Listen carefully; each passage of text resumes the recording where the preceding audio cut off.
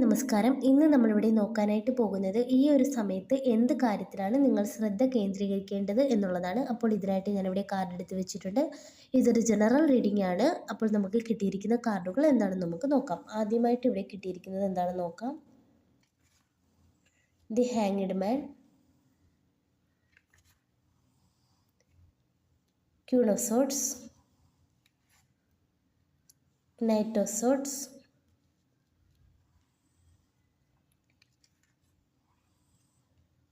Queen of Pentacles, Six of Cups, Six of Pentacles, Ten of Pentacles, king of pentacles. അപ്പോൾ ഇത്രയുമാണ് നമുക്കിവിടെ കിട്ടിയിരിക്കുന്നത്. അപ്പോൾ നമുക്ക് നേരെ റീഡിങ്ങിലോട്ട് കിടക്കാം. ഇവിടെ ആദ്യം തന്നെ കാണാനായിട്ട് സാധിക്കുന്നത് ഈ ഒരു സമയത്ത് നിങ്ങൾ ഇപ്പോൾ ചിന്തിച്ചു കൊണ്ടിരിക്കുകയും പ്രവർത്തിക്കുകയും ചെയ്യുന്ന കാര്യങ്ങളിലൊക്കെ ഒരു മാറ്റം വരുത്തുക എന്നാണ് ഇവിടെ കാണിക്കുന്നത്. അതുപോലെ തന്നെ പല കാര്യത്തിലും നിങ്ങൾക്കിവിടെ ഭയമുള്ളതായിട്ട് കാണുന്നുണ്ട്. അതുകൊണ്ട് തന്നെ ഇന്ന് ചെയ്യേണ്ട പല കാര്യങ്ങളും നിങ്ങൾ നാളത്തേക്ക് നീട്ടിവെക്കുന്ന ഒരവസ്ഥയാണ് ഇവിടെ കാണിക്കുന്നത്. ഇവിടെ നിങ്ങളോട് ആക്ഷൻ എടുത്ത് മുന്നോട്ട് പോകാനായിട്ടാണ് പറയുന്നത്. അതുപോലെ തന്നെ ഈ ഒരു സമയത്ത് നിങ്ങൾ കൂടുതലും ശ്രദ്ധ കേന്ദ്രീകരിക്കേണ്ടത് നിങ്ങൾ ചെയ്യുന്ന ജോലിയിലാണെന്ന് ഇവിടെ കാണിക്കുന്നുണ്ട്.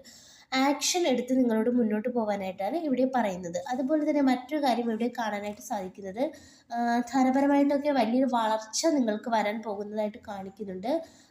പക്ഷേ നിങ്ങളുടെ ആത്മവിശ്വാസക്കുറവാണ് നിങ്ങളെ പല കാര്യങ്ങളിലും ഇവിടെ പിന്നിലോട്ട് വലിക്കുന്നതായിട്ട് കാണിക്കുന്നത്. നിങ്ങൾക്ക് എല്ലാ തരത്തിലുള്ള കഴിവുമുണ്ട്, പക്ഷേ നിങ്ങൾക്കൊരു ഭയം ഇവിടെ ഉള്ളതായിട്ട് കാണിക്കുന്നുണ്ട്. അതായത് എന്ത് ചെയ്താലും അത് ശരിയാകുമോ എന്നൊക്കെയുള്ളൊരു ഭയം നല്ല രീതിയിൽ നിങ്ങളെ ഇവിടെ ബാധിച്ചിരിക്കുന്നതായിട്ട് കാണിക്കുന്നുണ്ട്. അതുപോലെ തന്നെ നിങ്ങൾ വളരെയധികം ആത്മാർത്ഥതയുള്ള ഒരു വ്യക്തിയായിട്ടാണ് ഇവിടെ കാണാനായിട്ട് സാധിക്കുന്നത്. അതുകൊണ്ട് തന്നെ പല അബദ്ധങ്ങളിലും നിങ്ങൾ ചെന്ന് ചാടുന്നതായിട്ടും കാണിക്കുന്നുണ്ട്.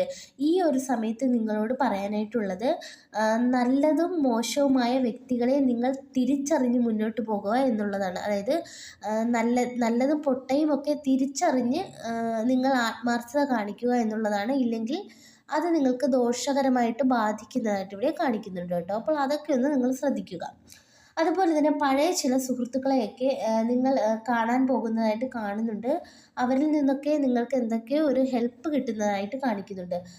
അതുപോലെ തന്നെ അത് നിങ്ങൾക്ക് കൂടുതൽ സന്തോഷം കൊണ്ടുവരുന്നതായിട്ടൊക്കെ കാണിക്കുന്നുണ്ട്. അതായത് ഒരുപാട് നാളുകൾക്ക് ശേഷമായിരിക്കാം ഈ സുഹൃത്തുക്കളെയൊക്കെ നിങ്ങളിവിടെ കാണാൻ പോകുന്നതായിട്ട് കാണിക്കുന്നത്. അതുപോലെ തന്നെ മറ്റൊരു കാര്യം, ജോലിയിൽ ശ്രദ്ധ കേന്ദ്രീകരിക്കുന്നതിനൊപ്പം തന്നെ നിങ്ങൾ നിങ്ങളുടെ ഫാമിലിയുമായിട്ട് സ്പെൻഡ് ചെയ്യാൻ സമയം ചിലവഴിക്കാനായിട്ട് ഇവിടെ പറയുന്നുണ്ട്. അതായത് ജോലിയോടൊപ്പം തന്നെ നിങ്ങളുടെ ഫാമിലിക്കും നിങ്ങൾ പ്രാധാന്യം നൽകുക എന്നാണ് ഇവിടെ കാണിക്കുന്നത്. അത് നിങ്ങളുടെ മനസ്സിന് സമാധാനവും ശാന്തിയും ഒക്കെ കൊണ്ടുവരുന്നതായിട്ട് കാണിക്കുന്നുണ്ട്. അപ്പോൾ അതുകൂടി നിങ്ങൾ ശ്രദ്ധിച്ച് മുന്നോട്ട് പോവുക. ആ കാര്യങ്ങളിൽ കൂടി നിങ്ങൾ ശ്രദ്ധ കേന്ദ്രീകരിക്കുക എന്നിവിടെ പറയുന്നുണ്ട്.